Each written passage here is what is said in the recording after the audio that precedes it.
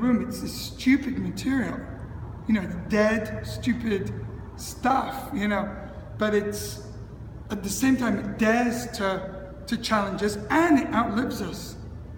So we have this traumatic, you know, whenever I've seen sculptures that have really blown my mind, I've also had a slight kind of depression after seeing them, and I've also had a slight anger. Like Michelangelo's it's unbearable, right? The David is almost unbearable. It's got its roots are pagan, definitely. They're not Renaissance, they're pagan. Yeah. And all of Michelangelo's work is pagan, really, if you really let it in. Because how dare it do that?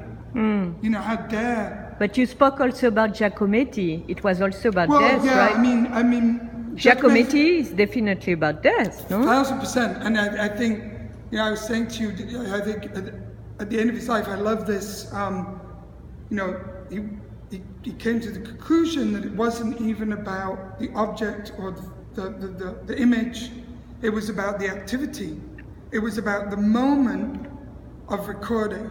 It was about the moment of looking and acting. And in a way, the actual thing he produced became more and more relevant. And I think he understood that when you look at something and you record it, now I don't mean in the classical sense of a life drawing class, I mean just when you look at the world and you go in a room or you record as an artist, right? All this strange stuff has happened between the thing you've seen, the real thing you've seen, and the activity of recording.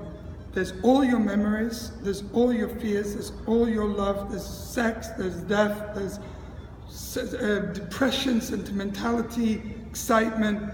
All these things are fused, right, in that moment of recording. And the closer you get to the activity of making art, the clearer that becomes. And in Giacometti, it's taken to extraordinary heights of virtuosity, and that's why when he talks about failure, he said the key is to fail and then push through the failure. Really, he's talking about the impossibility of recording something and the impossibility of, as an artist, dealing with time moving and passing and you being really unable to capture that or stop it or get a hold on it.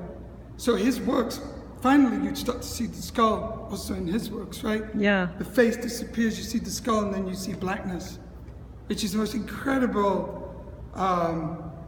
sort of visual journey he takes you on as you go through his life, work, right? He ends up with nothing really. It's kind of almost like gravity's gone, space is gone. It's a memory. You know, life is a memory kind of by the end, right? And I